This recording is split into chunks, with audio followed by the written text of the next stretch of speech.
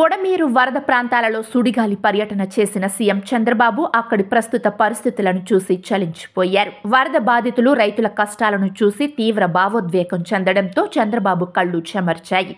గన్నవరం నియోజకవర్గం పరిధిలోని పలు ప్రాంతాలలో పర్యటించిన చంద్రబాబు సహాయక చర్యల్లో వేగం పెంచాలని, గండ్లను త్వరగా పూడ్చాలని అధికారులను ఆదేశించారు.